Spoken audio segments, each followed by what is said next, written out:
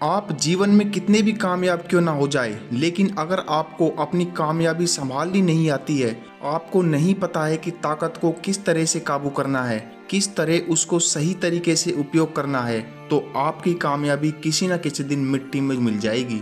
जितना जरूरी कामयाब होना है, उससे कहीं ज़्यादा जरूरी उस कामयाबी को संजो कर रखना है, उसको संभाल कर रखना है। अक्सर लोग कामयाब होने के बाद और भी अंधेरे में घिरते चले जाते हैं। इसका एकमात्र कारण यही है कि उन लोगों को अपनी सक्सेस, अपनी कामयाबी को संजो कर रखना नहीं आया। उनको नहीं पता था कि कामयाब होने के बाद वह अपनी कामयाबी का किस तरह से सदुपयोग करेंगे। मनुष्य के बर्बाद होने के कारण आपने सुने होंगे गुस्सा, आलस्य वगैरह वगैरह, लेकिन आज की जो बोध कहानी मैं आपको सुनाने वाला हूँ, उसमें आपको कुछ ऐसे तरीके पता चलेंगे जिनके बारे में आपने शायद ही सुना होगा, लेकिन ये कारण सबसे ज़्यादा जरूरी होते हैं।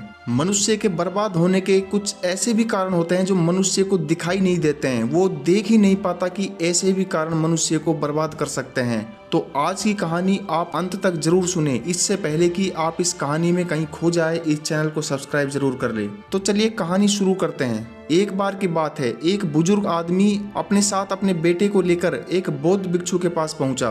वह काफी चिंतित लग रहा था। उसके चेहरे पर चिंता और उदासी के भाव साफ दिखाई दे रहे थे। वह बौद्ध भिक्षु को प्रणाम करते हुए बोला, हे भंते, मेरी उम्र काफी बीत चुकी है। मैं इस दुनिया में चंद दिनों का मेहमान हूँ। मैंने अपने जीवन में बहुत मेहनत करके कामयाबी हासिल की, सफलता पाई, अपना व्यापार खड़ा किया, लेकिन कुछ सालों बाद मेरी कामयाबी मिट्टी में मिल गई।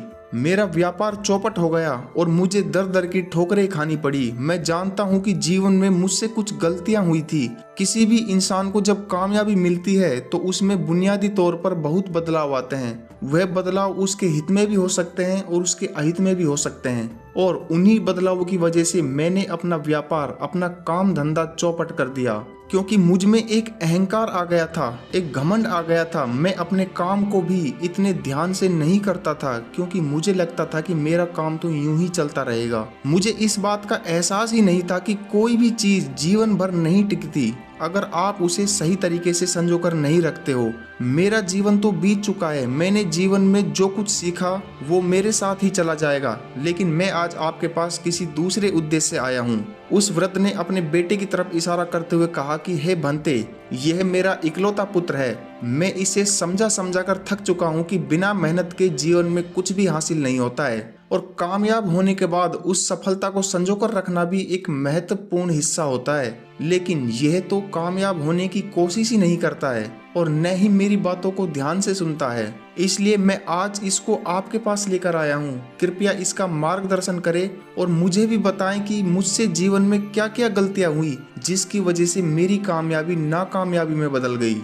बौद्ध भिक्षु ने मुस्कुराते हुए कहा कि इंसान कामयाब होने के लिए कितनी मेहनत करता है, कितनी तैयारी करता है, कितना वक्त देता है, लेकिन वह इस बारे में कभी ख्याल नहीं करता कि कामयाब होने के बाद उसे अपनी कामयाबी को और ऊंचे स्तर पर कैसे ले जाना है। और यही तैयारी न होने की वजह से वह अपनी सफलता अपने हाथों से गंवा देता है। अब समझने की बात यह है कि मनुष्य की बर्बादी के पीछे मुख्य कारण क्या होते हैं। सबसे पहला कारण काम को टालने की आदत, और वास्तव में यह बर्बादी का कारण नहीं है, यह तो सफलता का मंत्र है। बर्बाद होने के लिए भी तो आपको आबाद होना पड़ेगा, सफल होना पड़ेगा, उसी के बाद तो आप बर्बाद हो पाएंगे। इसलिए आबाद होने के लिए जो काम को टालने की आदत होती है वह सबसे बड़ी बाधा बन जाती है। या तो इंसान यह सोचता है कि यह काम तो बड़ा ही आसान है, यह तो मैं कभी भी कर लूंगा, और वही काम जो सबसे आसान होता है वही जीवन भर अटका रहता है। इसलिए आसान काम को हमेशा सबसे पहले करें, क्योंकि वही काम करने में आप आलस्य दिखाओगे,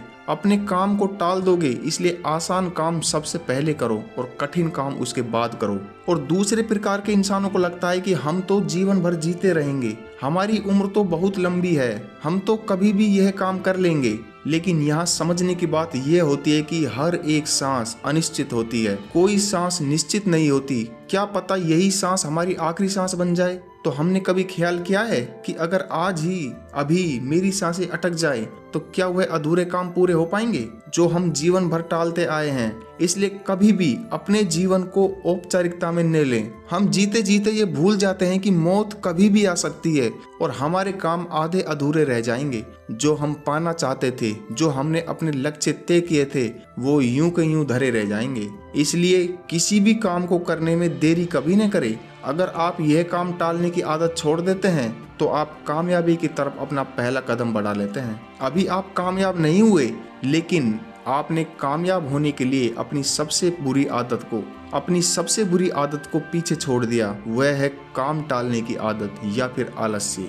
मनुष्य की बर्बादी का दूसरा मुख्य कारण होता है अपनी भावनाओं पर काबू न होना। अक्सर इंसान का अपनी भावनाओं पर काबू ही नहीं रहता है। वह कभी बहुत ज्यादा दुखी हो जाता है तो कभी बहुत ज्यादा गुस्से में भर जाता है और यही भावनाएं उसे जीवन के अंधकार में धकेल देती है। भावनाएं होना अच्छी बात है, लेकिन भावनाओं में बह जाना आपको बर्बादी की तरफ ले जाता है। आपसे किसी ने कुछ कहा और आप तुरंत गुस्से में भर गए और आपने अपने गुस्से में ऐसा कदम उठा लिया जो आप कभी भी उठाना ही नहीं चाहते थे।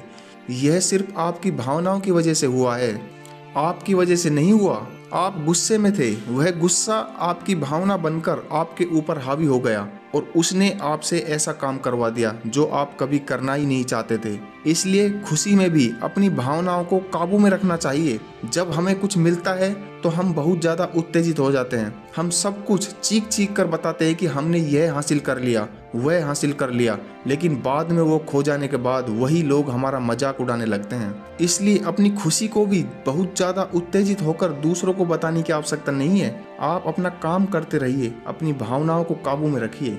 मनुष्य की बर्बादी का तीसरा कारण होता है दूसरों को खुश करने की आदत। कुछ लोग समाज में ऐसे निर्मल हृदय के होते हैं जो दूसरों को सुख पहुंचाना चाहते हैं, खुशी पहुंचाना चाहते हैं, लेकिन अगर यह दूसरों को खुशी पहुंचाने की भावना आपके ऊपर हावी हो गई है तो आप दूसरों को खुश करने के लिए ही जीने लगेंगे। अब आप सोच रहे होंगे कि दूसरों को खुश करना तो अच्छी बात है, यह बर्बादी का कारण कैसे हो सकता है? तो जरा सोचिए, आप अपने मित्र के पास उससे मिलने के लिए पहुंचे, उसने आपको धूम्रपान या मदिरापान करने के लिए कहा। आपने सिर्फ अपनी दोस्ती की वजह से, अपने दोस्त को खुश करने के लिए ही वह मदिरापान ली और उसके बाद नुकसान किसको भुगतना पड़ा? आपको, आपके शरीर को। इसलिए दूसरों को खुश करने की कोई आवश्यकता नहीं है। जहाँ पर हम खुद को हानि पहुंचाकर दूसरों को खुशी देते हैं, दूसरों को सुख देते हैं, तो हम अपने ऊपर अत्याचार कर रहे होते हैं, अपने साथ विश्वासघात कर रहे होते हैं और ऐसे लोगों का मन कभी शांत नहीं हो सकता, क्योंकि उसके मन की खुशी, उसके मन का सुकून दूसरे की खुशी से जुड़ा हुआ है।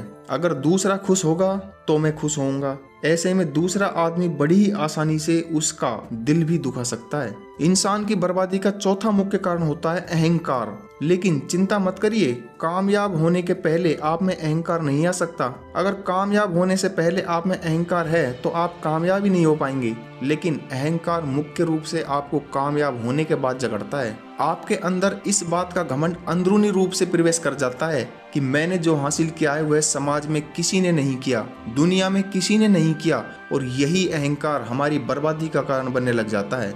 याद रखना, दुनिया में कुछ भी खोने या पाने जैसा नहीं होता है, इसलिए अहंकार की कोई बात ही नहीं है। सब कुछ पीछे छूट जाएगा। हम बस अपना कृत्य कर रहे हैं, अपना कर्म कर रहे हैं। अगर हम अपना कर्म मन लगाकर करते रहेंगे तो हमें अपने कर्म पर, अपने कृत्य पर कभी घमंड नहीं होगा, कभी भी अहंकार नहीं होगा। अपने कार्य को कभी भी दूसरों के कार्यों से ऊंचा नहीं समझेंगे, किसी दूसरे इंसान को अपने से छोटा नहीं समझेंगे। इसलिए हर इंसान इस दुनिया में अपना कृत्य कर रहा है, अपना काम कर रहा है। काम को तो हमने बांट दिया, छोटा या बड़ा, पूंजी के हिसाब से। क्या जो आदमी सफाई कर रहा है वो छोटा काम कर रहा है और जो सत्ता चला रहा है, सरकार में बैठा है, वो बड़ा काम कर रहा है? नहीं। अगर आप आंखें खोलकर देखेंगे, समझदारी पूर्वक देखेंगे, तो दोनों काम अपनी जगह उतने ही जरूरी है।